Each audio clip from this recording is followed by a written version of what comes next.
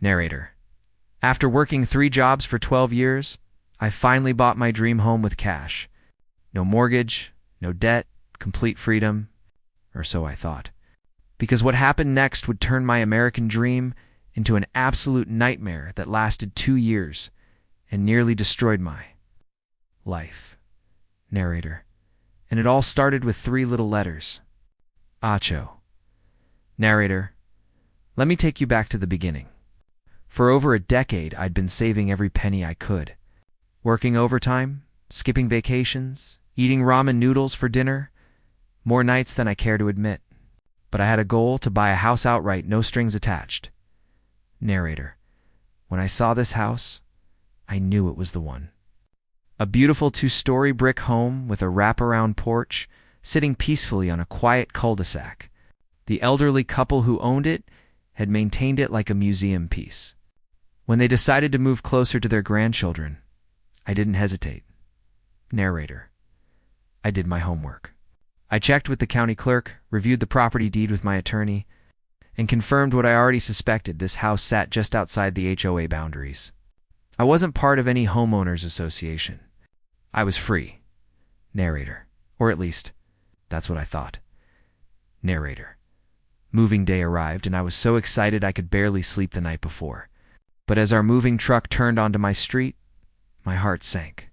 They're blocking the entire road. It was a group of people who looked like they meant business. Narrator. There. The leader was a woman I'll call Linda. Perfectly styled hair, pressed blouse. And she carried that clipboard like it was some kind of badge of authority. Linda. Excuse me, sir. You cannot proceed until your HOA membership has been processed and approved. Homeowner, I'm sorry. There must be some mistake. I'm not part of any HOA. This house isn't in your development. Linda. Oh, honey, that's what they all say. But every house on this street is part of our association. It's mandatory. No exceptions. Narrator. I pulled out my deed. I brought it specifically because I'd dealt with overzealous neighbors before. Homeowner, ma'am, I understand your concern, but look here.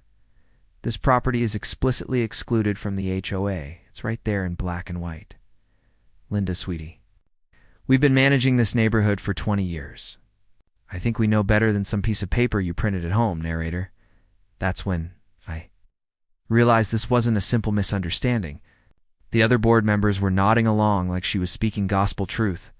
One of them actually moved his truck to block the street completely. Homeowner. Look, I don't want any trouble.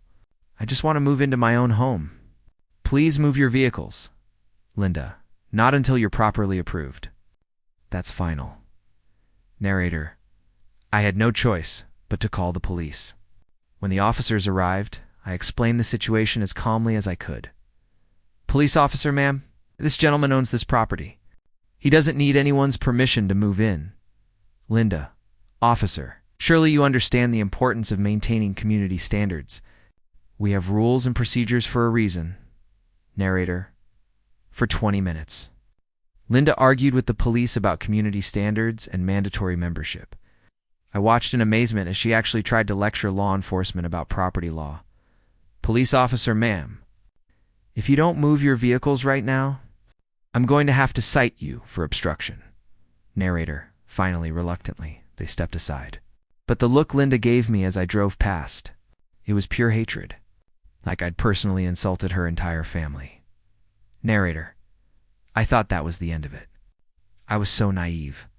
The very next morning, I found this on my porch, 57 copies of their rules and regulations, along with a bill for $1,200 in initiation fees.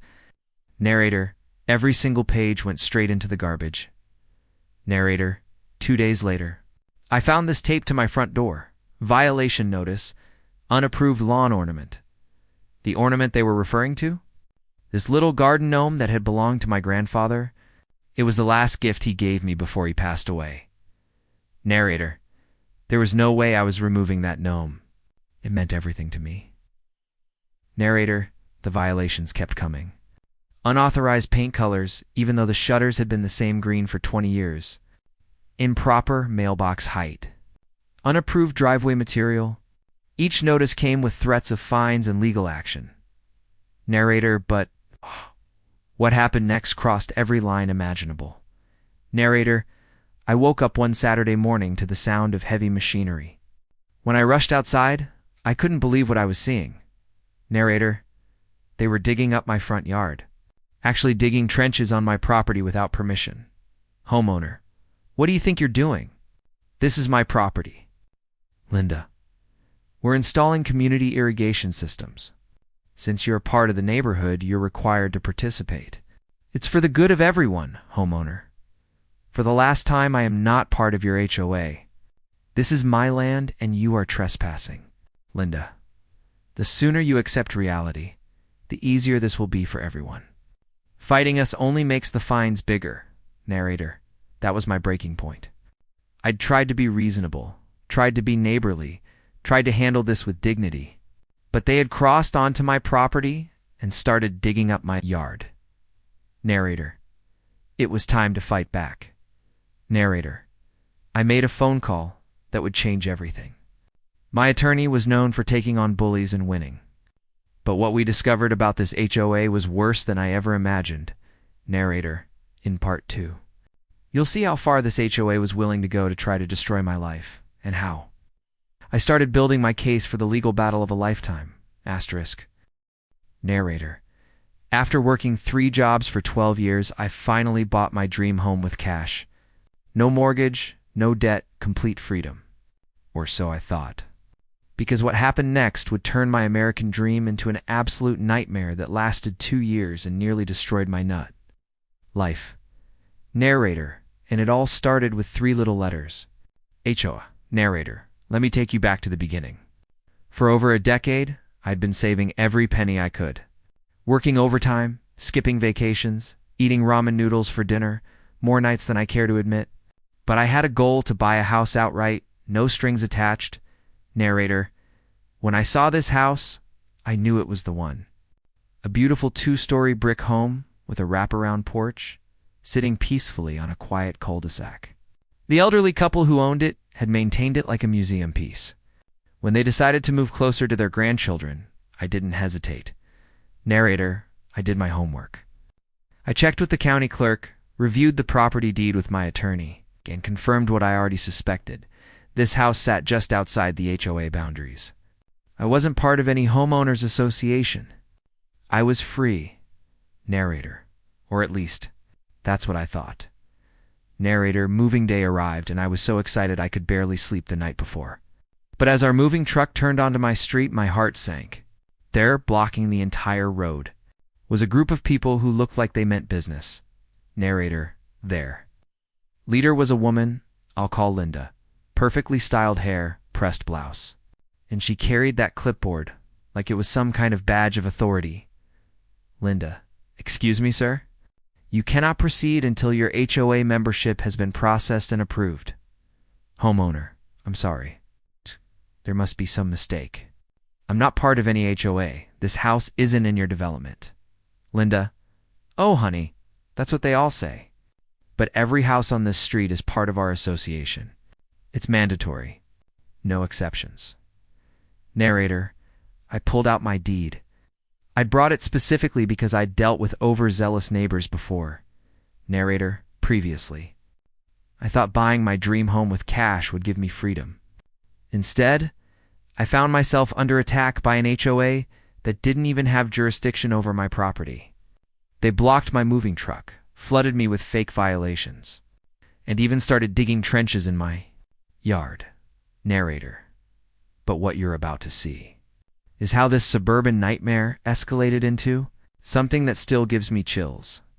Today, narrator, after they started digging up my yard, I knew I needed professional help. I called attorney Marcus Barnes, a man with a reputation for crushing bullies in court. Attorney Barnes, let me get this straight. They're harassing you even though you're not in their HOA, and they're actually trespassing on your property? This is going to be interesting. Homeowner, Mr. Barnes, I just want them to leave me alone. I never asked for any of this. Attorney Barnes, don't worry. We're going to send them a message they can't ignore. And if they keep pushing, well, let's just say, I haven't lost a case like this yet. Narrator, Barnes sent them a cease and desist letter that was basically a legal masterpiece. It cited property law, deed restrictions, county records, everything proving beyond doubt that my house was not under their control. Narrator, the letter made it crystal clear that continued harassment would result in a lawsuit. For one glorious week, everything went quiet. I actually started to believe it was over. Narrator, I should have known better. Narrator, Linda showed up at my door on a Tuesday evening. She didn't knock politely. She pounded like she was trying to break it down. Linda, you think you're so clever, don't you? You think your fancy lawyer scares us? Homeowner, Linda, you need to leave my property. Now. Linda, voice getting louder. Let me tell you something, mister. You will never fit in here if you don't play by OUR rules. We've run this neighborhood for 20 years, and we can make your life very, very difficult. Narrator, the venom in her voice was unlike anything I'd ever heard. This wasn't about HOA rules anymore. This had become personal. Homeowner, you've already tried to make my life difficult, Linda, and you've failed. Now get off my property before I call the police again. Linda, this is far from over. You have no idea what you've started. Narrator, she was right about one thing. It was far from over. Narrator, word of our conflict had spread through the neighborhood like wildfire. I started noticing neighbors watching from their windows, whispering when I walked by. Some seemed sympathetic, others looked at me like I was the troublemaker. Neighbor, hey. I just wanted you to know, not all of us agree with what Linda's doing. Some of us think this has gone way too far. Homeowner, I appreciate you telling me that. I never wanted any of this drama. Neighbor, Linda's been telling people you're trying to destroy property values. You're some kind of deadbeat who doesn't want to pay his fair share. But we know you're not even supposed to be in the HOA. Narrator, it was comforting to know not everyone believed Linda's lies, but it also made me realize how deep this conspiracy went. Narrator, 2 weeks after Linda's visit, I came home from work to find my worst nightmare waiting for me. Narrator, someone had spray-painted "Pay Your Dues" across my front lawn in bright orange letters. My mailbox was stuffed with garbage coffee grounds, banana peels, used tissues, and stretched across my driveway was a banner that read, HOA, Deadbeat, in giant block letters. Narrator, I was shaking as I took photos of everything. This wasn't just harassment anymore. This was criminal vandalism. They had declared war on me. Homeowner, 25 years I've worked to build a good life for myself. I saved every penny to buy this house with cash. No debt, no mortgage. And for what? To have my reputation destroyed by people who don't even have authority over me. Narrator, I called Barnes immediately. I could hear the anger in his voice when I described what had happened. Attorney Barnes, they've crossed the line. Property damage, harassment, defamation. They've just handed us everything we need to destroy them in court. Homeowner, I don't want revenge. Mr. Barnes, I just want my life back. Attorney Barnes, sometimes the only way to get your life back is to make sure the bullies can never do this to anyone else again. Trust me, when we're done with them, they'll never harass another homeowner. Narrator, what followed was the most thorough documentation I'd ever been part of. Barnes had me photograph everything, save every piece of mail, record every interaction. We filed police reports for the vandalism. We documented every trespassing incident. Narrator, I even installed security cameras around my property. I was turning my dream home into a fortress, and I hated every minute of it. Narrator, through my new security system, I discovered something that made my blood run cold. The HOA was holding meetings specifically about me. They were actually strategizing ways to force me out of my own neighborhood. Linda, he thinks he can just ignore us and live by his own rules. Well, we'll see about that. If he won't pay voluntarily, we'll make this neighborhood so unpleasant, he'll have no choice but to leave. Narrator, they were admitting to conspiracy to harass me. It was all the evidence we needed. Narrator, on a gray Monday morning in October, Barnes filed our lawsuit. We sued the HOA for harassment, trespassing, property damage, defamation, and conspiracy. We were asking for damages that would send a message to every abusive HOA in the country.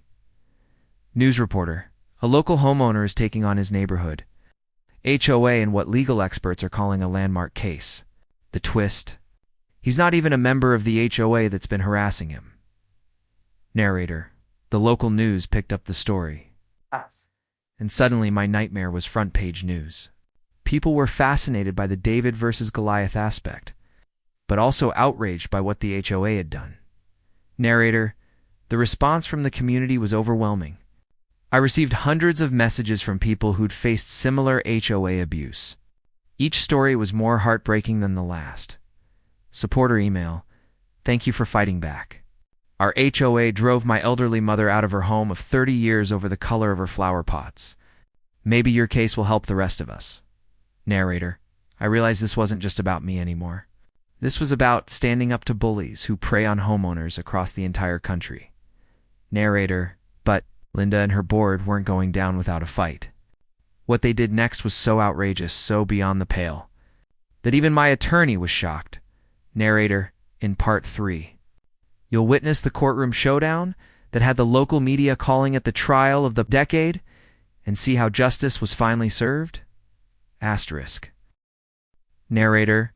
So far, I'd endured months of harassment, property damage, and character assassination from an HOA that had no legal authority over me whatsoever. We'd filed a massive lawsuit, and the case was making headlines across the region. Narrator. But Linda and her board of directors weren't finished with me yet. What they did next was so shocking. It still gives me nightmares. Narrator. Just days before our court date, Linda's HOA filed a counter lawsuit against me. They claimed I was a nuisance neighbor who was destroying community cohesion and harassing law-abiding homeowners. Attorney Barnes, I've been practicing law for 25 years, and I've never seen anything this audacious. They're actually claiming you're harassing them. Homeowner? How is this even possible? How can they sue me when they're the ones who've been tormenting me for months? Attorney Barnes.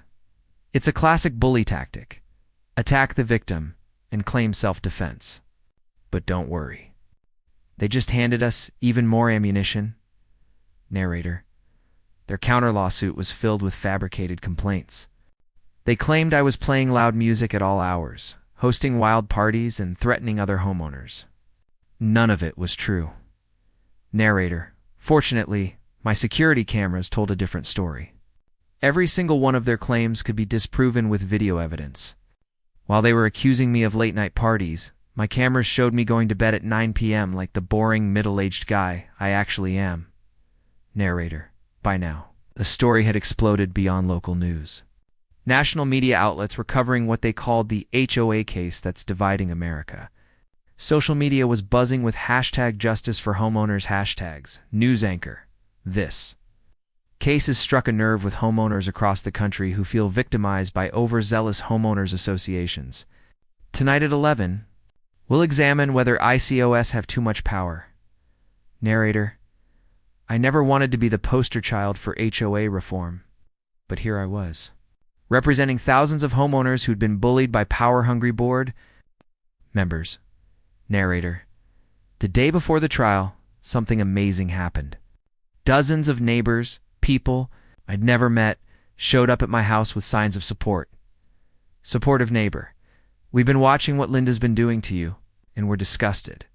She doesn't speak for all of us. Another neighbor. Our HOA has been getting more and more controlling every year. Someone needed to stand up to them, and we're glad you're doing it. Narrator. For the first time in months, I felt like I wasn't fighting this battle alone. Narrator. The morning of the trial. I put on my best suit and tried to calm my nerves. The courthouse was packed with reporters, supporters, and curious onlookers. This small suburban dispute had become a national spectacle. Narrator. As I walked into the courtroom, I saw Linda and her board members sitting at the defendant's table looking supremely confident. They were dressed like they were attending a country club board meeting, not facing serious legal charges. Narrator. Barnes began our case with a simple but powerful statement. Attorney Barnes, Your Honor. This is a case about bullying, pure and simple. The defendants have systematically harassed, intimidated, and vandalized the property of a man whose only crime was buying a house that sits outside their jurisdiction. Narrator: the first piece of evidence was my property deed, clearly showing that my house was excluded from the HOA boundaries.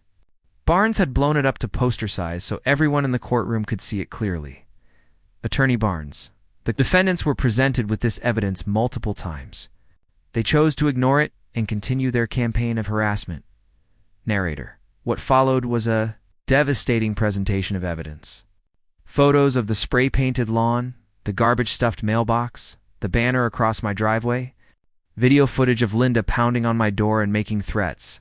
Narrator: police reports documenting every incident. Recorded phone calls where HOA members admitted they were trying to force me out. Even testimony from neighbors who witnessed the harassment. Sympathetic? Neighbor: I saw them digging up his yard without permission. When I asked Linda about it, she said they were going to make his life so miserable he'd have no choice but to leave. Narrator: the judge's expression grew darker with each piece of evidence. Narrator: when it came time for Linda's defense, she took the stand with the same arrogant confidence she'd shown from day one. Defense attorney: Mrs. Linda, can you explain to the court why the HOA believed the plaintiff's property was under your jurisdiction? Linda: well, it's on our street. Everyone on the street has always been part of the association. It's just common sense. Attorney Barnes: Mrs. Linda, were you shown the property deed that clearly excludes this house from your HOA? Linda: yes. But Attorney Barnes: and did you choose to ignore that legal document? Linda: we believe there might have been an error in the paperwork. Attorney Barnes: for 2 years? You believed there was an error for 2 entire years while you harassed my client? Judge: Mrs. Linda, help me understand something. When the police told you that Mr. Homeowner owned his property and didn't need your permission to live there, what did you think that meant? Linda: well, Your Honor, police officers don't necessarily understand HOA regulations, Judge. Are you suggesting that police officers don't understand property law? Linda: no, that's not what I meant. Judge: then what did you mean when you continued to harass Mr. Homeowner after being told by law enforcement to stop? Narrator: Linda had no good answer. None of them did. Narrator: but the most damning evidence came from their own mouths. Barnes played the security camera audio of Linda's HOA meeting where she explicitly discussed their plan to drive me out. Linda's voice: if he won't pay voluntarily, we'll make this neighborhood so unpleasant he'll have no choice but to leave. Narrator: the courtroom was dead silent. Even Linda's own attorney looked shocked. Judge: Mrs. Linda, is that your voice on this recording? Linda: yes, Your Honor.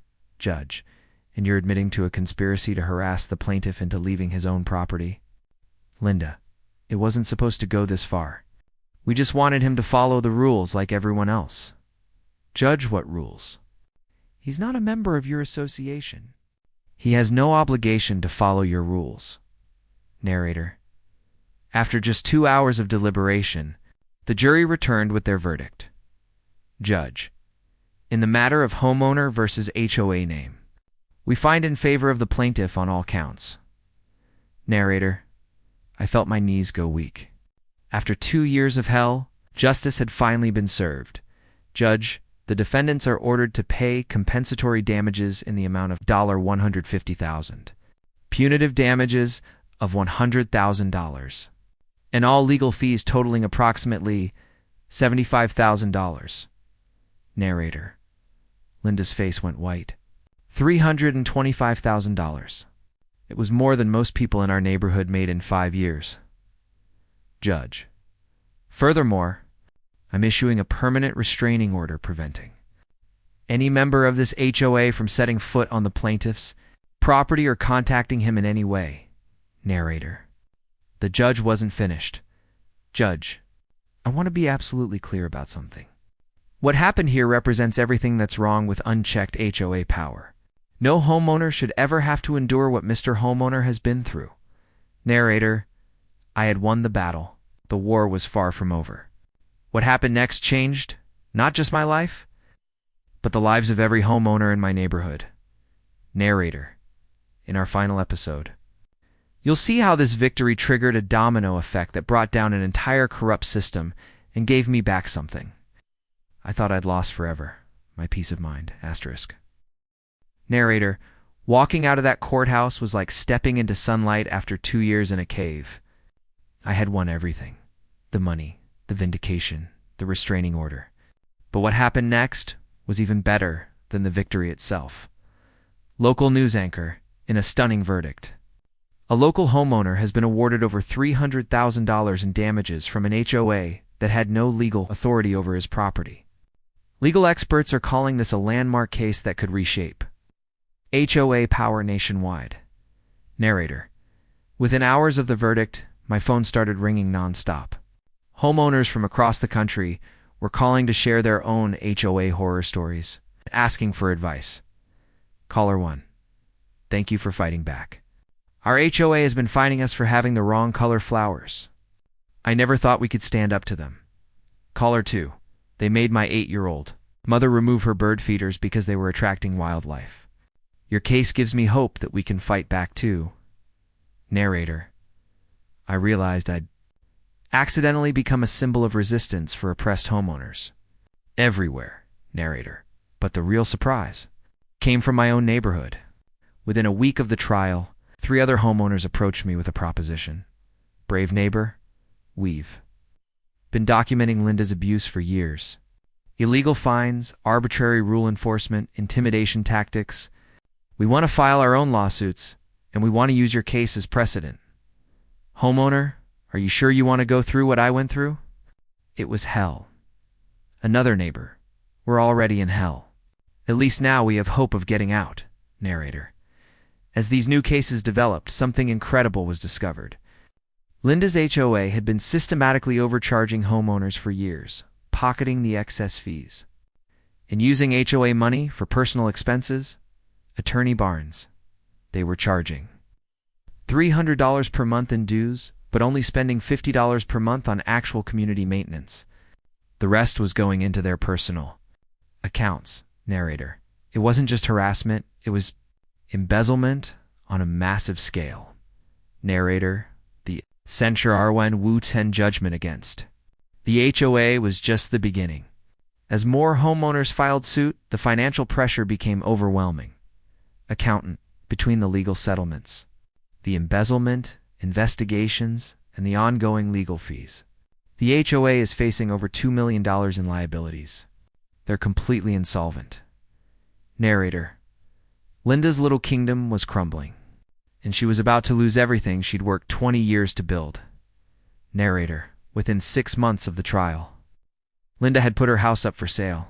The woman who'd terrorized the neighborhood for 2 decades was fleeing in disgrace. Former neighbor, I saw her loading boxes into a moving truck at 6 a.m., trying to sneak out before anyone noticed. After all the grief she caused everyone, she didn't even have the courage to face her neighbors. Narrator, 3 other HOA board members also sold their homes and moved away. The entire power structure that had ruled our neighborhood with an iron fist had collapsed overnight. Narrator, by the 1-year anniversary of my court victory, the inevitable happened. The Homeowners Association officially dissolved, bankrupt and powerless. Celebration neighbor. It's like a weight has been lifted off the entire neighborhood. For the first time in 20 years, we can paint our shutters whatever color we want. Another neighbor. My kids can play in the front yard without me worrying about noise complaints. We're finally free. Narrator, with the HOA gone, something beautiful began to happen. The neighborhood started becoming an actual community instead of a dictatorship. Narrator, I organized the first annual Freedom Barbecue on my front porch, the same porch where Linda had once threatened me. Neighbors who hadn't spoken in years were suddenly friends again. Happy neighbor. It's amazing how much friendlier everyone is when they're not afraid of being reported to the HOA for every little thing. Narrator, and that little garden gnome that started this whole mess? I moved him to the most prominent spot in my front yard, right where everyone could see him. He'd become a symbol of resistance, proof that sometimes the little guy wins. Emotional moment. Every morning when I see that gnome, I think about my grandfather and how proud he'd be that I didn't back down from bullies. He always taught me that standing up for what's right is never easy, but it's always worth it. Attorney Barnes, your case has been cited in over 50 similar lawsuits nationwide. We've created a legal precedent that's protecting homeowners from abusive HOAs across the country. Narrator, law schools were teaching my case as an example of how to fight HOA overreach. What had started as my personal nightmare had become a beacon of hope for oppressed homeowners. Everywhere. Narrator, I appeared on several national news programs, always with the same message. Homeowners have rights, and bullies only win when good people stay silent. TV, appearance clip. The most important thing I learned is that bullies count on you being too afraid or too tired to fight back. But when you stand your ground and fight with the truth, they crumble faster than you'd ever imagine. Narrator, the letters kept coming from homeowners' hood. Found the courage to challenge their own abusive HOAs. Each one reminded me why the fight had been worth it.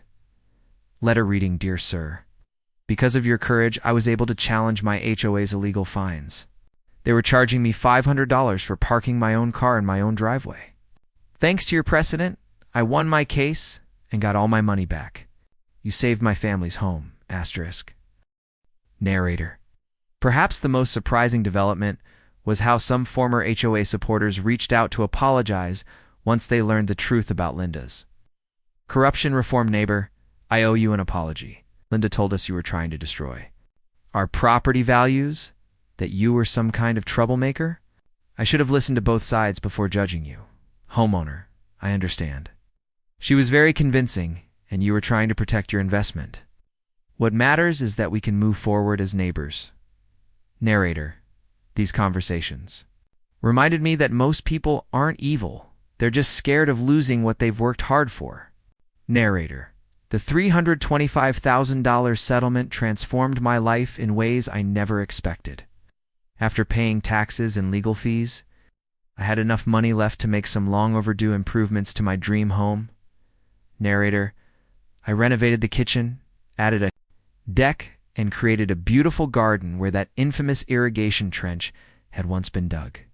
Every improvement was a symbol of reclaiming my space from those who'd tried to steal it. Narrator, but the real victory wasn't financial, it was emotional. For the first time in 3 years, I could wake up in the morning without wondering what harassment waited for me. Narrator, no more violation notices taped to my door, no more threatening phone calls. No more looking over my shoulder every time I walked to my mailbox. I finally had what I'd paid for when I bought this house, peace of mind. News anchor. Inspired by the landmark HOA case. State legislators are introducing new bills to limit homeowners association power and create stronger protections for individual property owners. Narrator, my personal battle had sparked a broader movement for HOA reform. Legislators in 12 states introduced bills requiring HOAs to prove jurisdiction before enforcing rules, creating appeal processes for violations, and establishing penalties for HOA abuse. Narrator, looking back on this entire ordeal, I learned lessons that go far beyond property law and homeowners associations. Narrator, I learned that bullies exist at every level of society, from school playgrounds to corporate boardrooms to suburban neighborhoods. They rely on fear, intimidation, and the assumption that good people won't fight back. Narrator, but I also learned that when you stand up to bullies with truth, evidence, and unwavering determination, they usually crumble faster than you'd expect. Linda seemed so powerful, so untouchable, till the moment a judge held her accountable for her actions. Narrator, most importantly, I learned that I wasn't as alone as I thought. When the story went public, I discovered that thousands of homeowners were facing similar abuse. We formed support networks, shared legal strategies, and reminded each other that we deserve to live in peace in our own homes. Community member, what? You gave all of us permission to stop being victims. You showed us that we have rights, and those rights are worth fighting for. On the first anniversary of the court victory, we held the biggest neighborhood party in 20 years. People brought their pets, previously banned by the HOA. Children played games on the street, previously forbidden. Homeowners displayed garden decorations in every color of the rainbow, previously restricted to earth tones only. This is what a real community looks like. People choosing to be good neighbors because they want to, not because they're forced to by threats and fines. As I watched my neighbors celebrating their freedom, I touched my grandfather's garden. Gnome and whispered a promise. Your gift didn't just decorate my yard, Grandpa. It helped me find the courage to stand up for what's right. That little gnome had become the most expensive lawn ornament in history. It triggered a $325,000 lawsuit. But it was worth every penny because it represented something priceless. The principle that no one has the right to bully you in your own home. Today, I volunteer with homeowner advocacy groups, helping other people navigate HOA disputes. I speak at community meetings, sharing my story and reminding people that they have rights. Asterisk. The most important thing to remember is this: they're counting on you to give up, to be too tired or too scared to fight back. But if you document everything, know your rights, and refuse to back down, you can win. My house is still my dream home, maybe even more so now, because I had to fight for it. Every morning when I sit on my front porch with my coffee, I'm reminded that freedom isn't free. Sometimes you have to stand up and defend it. But when you do stand up, when you refuse to be bullied, when you fight back with truth and determination, amazing things can happen. You might not just save yourself, you might save your entire community, the letters and emails. Still come regularly homeowners who found the courage to fight their own battles because they saw that it was possible to win. Your story changed my life. I was about to sell my home and move because I couldn't handle the HOA harassment anymore. Instead, I hired a lawyer and fought back. I won $85,000 in damages, and our HOA has completely reformed its practices. Thank you for showing me that I didn't have to be a victim. As I finish this story, I'm sitting on the same porch where Linda once threatened me. The street is quiet, except for children playing and neighbors chatting over fences. This is what I was fighting for, not just my right to live here, but everyone's right to live in peace. My grandfather's garden gnome still stands guard in my front yard. He probably always will. He's a reminder that sometimes the smallest things, a little ceramic figure, a principle, a refusal to back down, can change everything. The American dream isn't just about owning a home. It's about the freedom to live in that home without fear, without harassment, and without bullies telling you how to live your life. And sometimes, that dream is worth fighting for. Know your rights as a homeowner. Document everything. Don't let bullies win. Subscribe for more stories of justice. Like, if this inspired you to stand up for your rights, if this story inspired you, please share it with someone who might need to hear it. Sometimes all it takes is knowing that someone else fought back and won to give you the courage to stand up for yourself. Asterisk.